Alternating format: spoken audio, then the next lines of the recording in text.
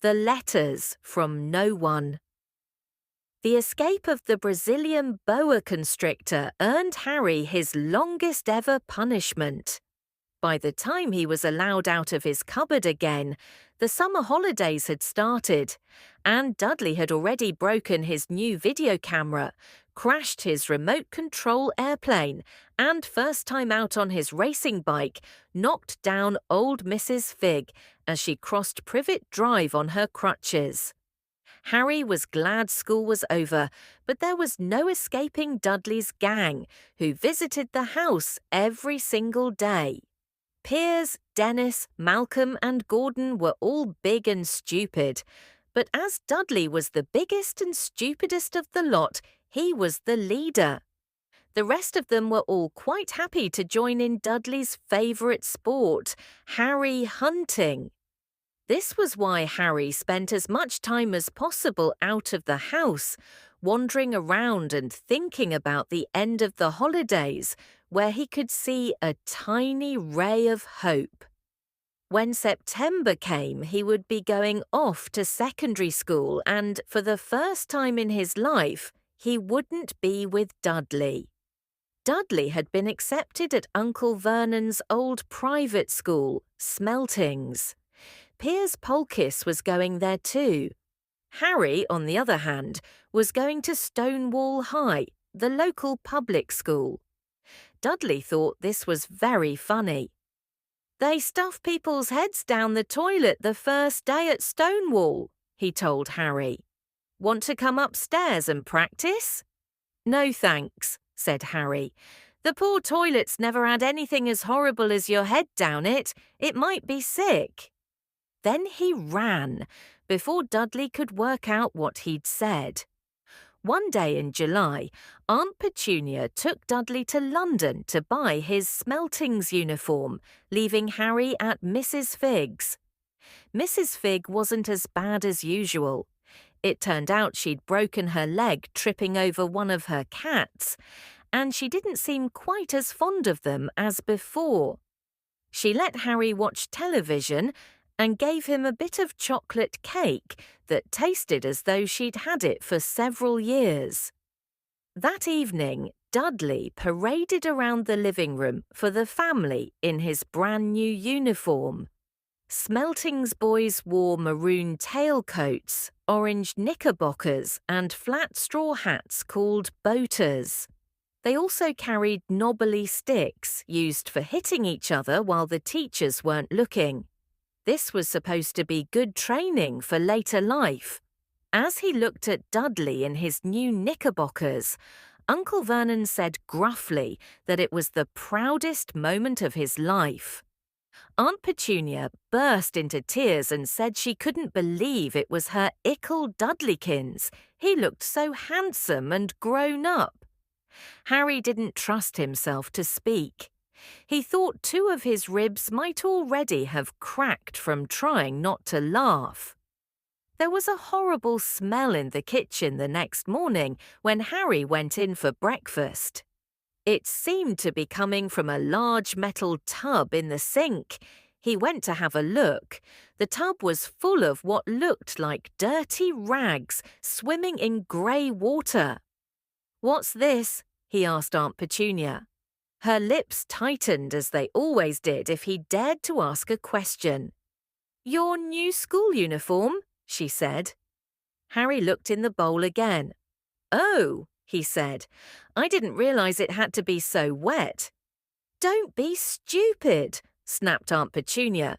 "I'm dyeing some of Dudley's old things grey for you. It'll look just like everyone else's when I've finished." Harry seriously doubted this, but thought it best not to argue. He sat down at the table and tried not to think about how he was going to look on his first day at Stonewall High, like he was wearing bits of old elephant skin, probably. Dudley and Uncle Vernon came in, both with wrinkled noses because of the smell from Harry's new uniform. Uncle Vernon opened his newspaper as usual, and Dudley banged his smelting stick, which he carried everywhere, on the table. They heard the click of the mail slot and flop of letters on the doormat. "Get the mail, Dudley," said Uncle Vernon from behind his paper. "Make Harry get it." "Get the mail, Harry." "Make Dudley get it." "Poke him with your smelting stick, Dudley." Harry dodged the smelting stick and went to get the mail. 3 things lay on the doormat. A postcard from Uncle Vernon's sister Marge, who was vacationing on the Isle of Wight, a brown envelope that looked like a bill, and a letter for Harry. Harry picked it up and stared at it, his heart twanging like a giant elastic band.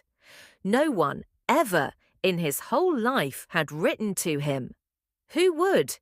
He had no friends, no other relatives. He didn't belong to the library, so he'd never even got rude notes asking for books back. Yet here it was, a letter, addressed so plainly there could be no mistake. Mr. H. Potter, The Cupboard Under the Stairs, 4 Privet Drive, Little Whinging, Surrey.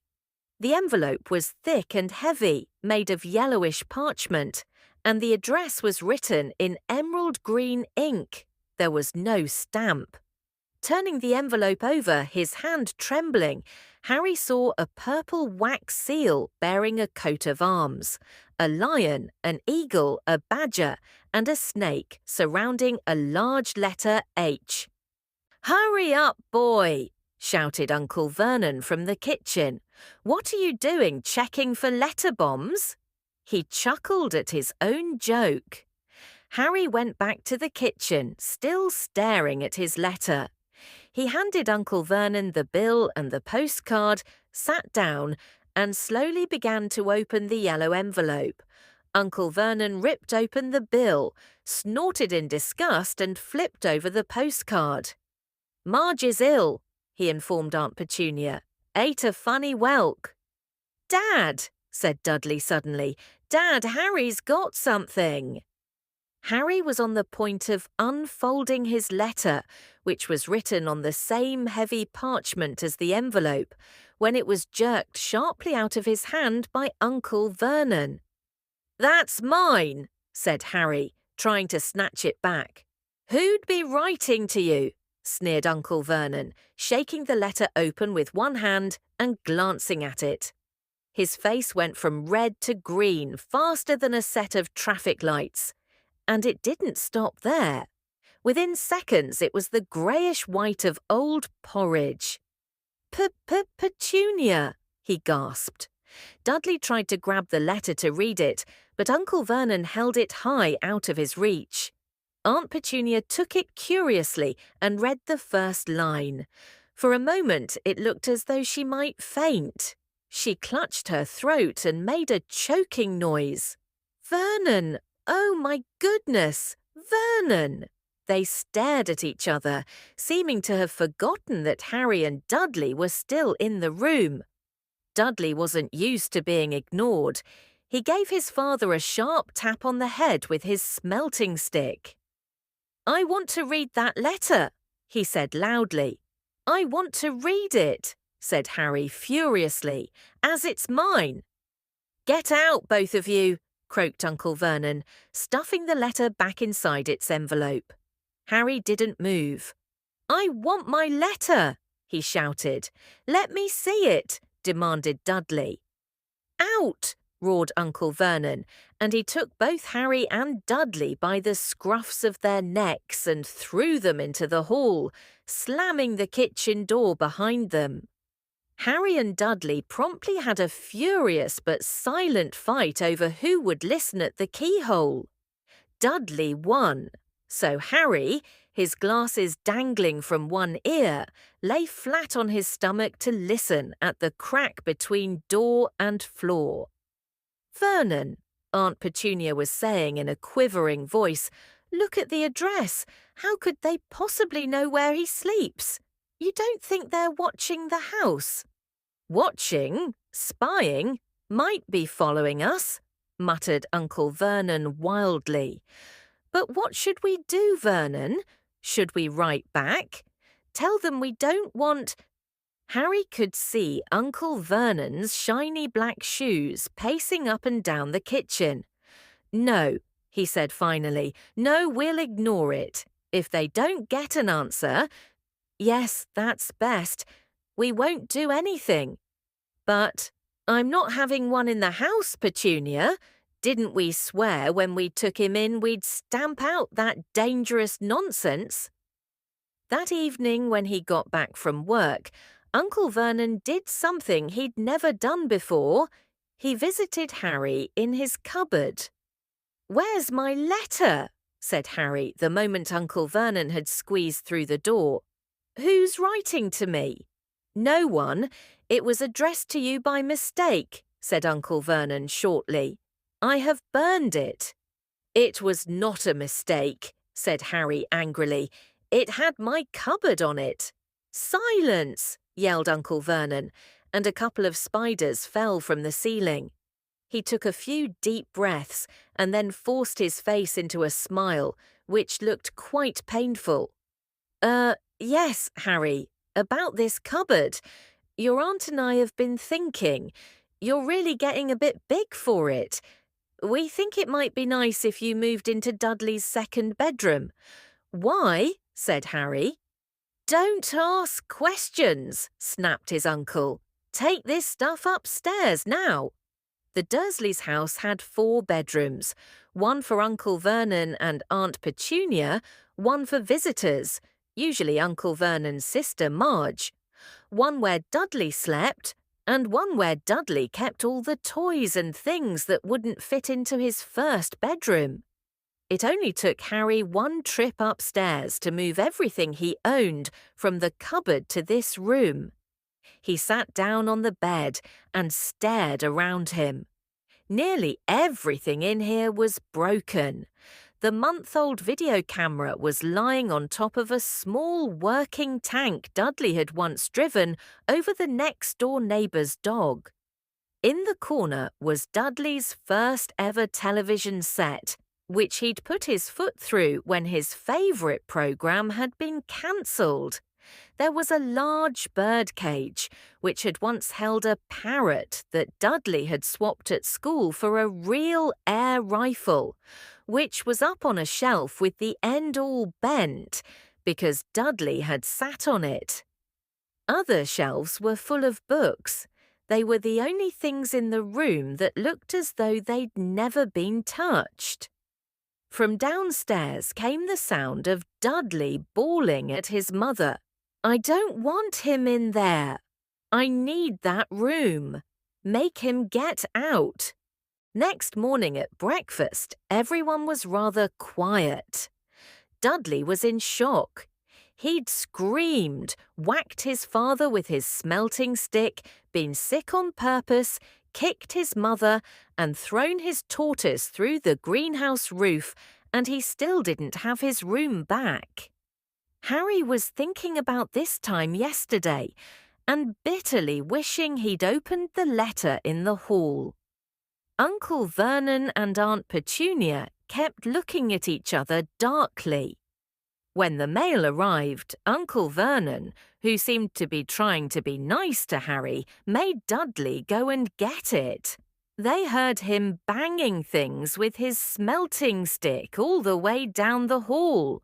Then he shouted, "There's another one, Mr. H. Potter, the smallest bedroom, 4 Privet Drive." With a strangled cry, Uncle Vernon leapt from his seat and ran down the hall, Harry right behind him. Uncle Vernon had to wrestle Dudley to the ground to get the letter from him, which was made difficult by the fact that Harry had grabbed Uncle Vernon around the neck from behind. After a minute of confused fighting, in which everyone got hit a lot by the smelting stick, Uncle Vernon straightened up, gasping for breath, with Harry's letter clutched in his hand. "Go to your cupboard, your bedroom," he wheezed at Harry. "Dudley, go, just go." Harry walked round and round his new room. Someone knew he had moved out of his cupboard, and they seemed to know he hadn't received his first letter. Surely that meant they'd try again. And this time he'd make sure they didn't fail. He had a plan. The repaired alarm clock rang at 6 o'clock the next morning. Harry turned it off quickly and dressed silently. He mustn't wake the Dursleys. He stole downstairs without turning on any of the lights. He was going to wait for the postman on the corner of Privet Drive and get the letters for number 4 first. His heart hammered as he crept across the dark hall toward the front door. Arg! Harry leapt into the air. He'd trodden on something big and squashy on the doormat, something alive. Lights clicked on upstairs, and to his horror, Harry realized that the big squashy something had been his uncle's face. Uncle Vernon had been lying at the foot of the front door in a sleeping bag, clearly making sure that Harry didn't do exactly what he'd been trying to do. He shouted at Harry for about half an hour and then told him to go and make a cup of tea. Harry shuffled miserably off into the kitchen, and by the time he got back, the mail had arrived, right into Uncle Vernon's lap. Harry could see 3 letters addressed in green ink. "I want," he began, but Uncle Vernon was tearing the letters into pieces before his eyes. Uncle Vernon didn't go to work that day. He stayed at home and nailed up the mail slot. "See," he explained to Aunt Petunia through a mouthful of nails. "If they can't deliver them, they'll just give up." "I'm not sure that'll work, Vernon." "Oh, these people's minds work in strange ways, Petunia. They're not like you and me," said Uncle Vernon, trying to knock in a nail with the piece of fruitcake Aunt Petunia had just brought him. On Friday, no less than 12 letters arrived for Harry. As they couldn't go through the mail slot, they had been pushed under the door, slotted through the sides, and a few even forced through the small window in the downstairs bathroom. Uncle Vernon stayed at home again. After burning all the letters, he got out a hammer and nails and boarded up the cracks around the front and back doors so no one could go out. He hummed "Tiptoe Through the Tulips" as he worked and jumped at small noises. On Saturday, things began to get out of hand. 24 letters to Harry found their way into the house, rolled up and hidden inside each of the 24 eggs that their very confused milkman had handed Aunt Petunia through the living room window. While Uncle Vernon made furious telephone calls to the post office and the dairy trying to find someone to complain to, Aunt Petunia shredded the letters in her food processor. "Who on earth wants to talk to you this badly?" Dudley asked Harry in amazement. On Sunday morning, Uncle Vernon sat down at the breakfast table, looking tired and rather ill, but happy. "No post on Sundays," he reminded them cheerfully as he spread marmalade on his newspapers. "No damn letters today." Something came whizzing down the kitchen chimney as he spoke and caught him sharply on the back of the head. Next moment, 30 or 40 letters came pelting out of the fireplace like bullets. The Dursleys ducked, but Harry leapt into the air trying to catch one. "Out! Out!" Uncle Vernon seized Harry around the waist and threw him into the hall. When Aunt Petunia and Dudley had run out with their arms over their faces, Uncle Vernon slammed the door shut. They could hear the letters still streaming into the room, bouncing off the walls and floor. "That does it," said Uncle Vernon, trying to speak calmly but pulling great tufts out of his moustache at the same time. "I want you all back here in 5 minutes ready to leave. We're going away. Just pack some clothes. No arguments." He looked so dangerous with half his moustache missing that no one dared argue. 10 minutes later, they had wrenched their way through the boarded-up doors and were in the car, speeding toward the highway. Dudley was sniffling in the back seat. His father had hit him round the head for holding them up while he tried to pack his television, VCR, and computer in his sports bag. They drove, and they drove. Even Aunt Petunia didn't dare ask where they were going. Every now and then, Uncle Vernon would take a sharp turn and drive in the opposite direction for a while. "Shake 'em off, shake 'em off," he would mutter whenever he did this. They didn't stop to eat or drink all day. By nightfall, Dudley was howling. He'd never had such a bad day in his life.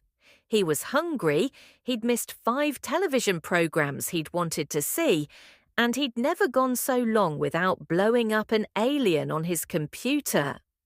Uncle Vernon stopped at last outside a gloomy-looking hotel on the outskirts of a big city.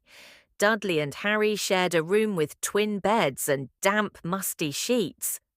Dudley snored, but Harry stayed awake, sitting on the windowsill, staring down at the lights of passing cars and wondering. They ate stale cornflakes and cold tinned tomatoes on toast for breakfast the next day. They had just finished when the owner of the hotel came over to their table. "Excuse me, but is one of you Mr. H. Potter? Only I got about 100 of these at the front desk." She held up a letter so they could read the green ink address. Mr. H. Potter Room, 17, Railview Hotel, Cokeworth. Harry made a grab for the letter, but Uncle Vernon knocked his hand out of the way. The woman stared. "I'll take them," said Uncle Vernon, standing up quickly and following her from the dining room. "Wouldn't it be better just to go home, dear?" Aunt Petunia suggested timidly, hours later, but Uncle Vernon didn't seem to hear her. Exactly what he was looking for, none of them knew. He drove them into the middle of a forest, got out, looked around, shook his head, got back in the car, and off they went again. The same thing happened in the middle of a ploughed field, halfway across a suspension bridge, and at the top of a multi-level parking garage. "Daddy's gone mad, hasn't he?" Dudley asked Aunt Petunia dully late that afternoon. Uncle Vernon had parked at the coast, locked them all inside the car, and disappeared. It started to rain. Great drops beat on the roof of the car. Dudley snivelled. "It's Monday," he told his mother. "The great Humberto's on tonight. I want to stay somewhere with a television." Monday. This reminded Harry of something. If it was Monday, and you could usually count on Dudley to know the days of the week because of television, then tomorrow, Tuesday, was Harry's 11th birthday. Of course, his birthdays were never exactly fun. Last year, the Dursleys had given him a coat hanger and a pair of Uncle Vernon's old socks. Still, you weren't 11 every day. Uncle Vernon was back and he was smiling. He was also carrying a long, thin package and didn't answer Aunt Petunia when she asked what he'd bought. "Found the perfect place," he said. "Come on, everyone out." It was very cold outside the car. Uncle Vernon was pointing at what looked like a large rockway out at sea. Perched on top of the rock was the most miserable little shack you could imagine. One thing was certain, there was no television in there. "Storm forecast for tonight," said Uncle Vernon gleefully, clapping his hands together. "And this gentleman's kindly agreed to lend us his boat." A toothless old man came ambling up to them, pointing with a rather wicked grin at an old rowboat bobbing in the iron-grey water below them. "I've already got us some rations," said Uncle Vernon, "so all aboard." It was freezing in the boat. Icy sea spray and rain crept down their necks, and a chilly wind whipped their faces. After what seemed like hours, they reached the rock, where Uncle Vernon, slipping and sliding, led the way to the broken-down house. The inside was horrible. It smelled strongly of seaweed, the wind whistled through the gaps in the wooden walls, and the fireplace was damp and empty. There were only 2 rooms. Uncle Vernon's rations turned out to be a bag of chips, each and 4 bananas. He tried to start a fire, but the empty chip bags just smoked and shriveled up. "Could do with some of those letters now, eh?" he said cheerfully. He was in a very good mood. Obviously, he thought nobody stood a chance of reaching them here in a storm to deliver mail. Harry privately agreed, though the thought didn't cheer him up at all. As night fell, the promised storm blew up around them. Spray from the high waves splattered the walls of the hut, and a fierce wind rattled the filthy windows. Aunt Petunia found a few mouldy blankets in the second room and made up a bed for Dudley on the moth-eaten sofa. She and Uncle Vernon went off to the lumpy bed next door, and Harry was left to find the softest bit of floor he could, and to curl up under the thinnest, most ragged blanket. The storm raged more and more ferociously as the night went on. Harry couldn't sleep. He shivered and turned over, trying to get comfortable, his stomach rumbling with hunger. Dudley's snores were drowned by the low rolls of thunder that started near midnight. The lighted dial of Dudley's watch, which was dangling over the edge of the sofa on his fat wrist, told Harry he'd be 11 in 10 minutes' time. He lay and watched his birthday tick nearer, wondering if the Dursleys would remember at all, wondering where the letter writer was now. 5 minutes to go. Harry heard something creak outside. He hoped the roof wasn't going to fall in, although he might be warmer if it did. 4 minutes to go. Maybe the house in Privet Drive would be so full of letters when they got back that he'd be able to steal one somehow. 3 minutes to go. Was that the sea slapping hard on the rock like that? And 2 minutes to go. What was that funny crunching noise? Was the rock crumbling into the sea?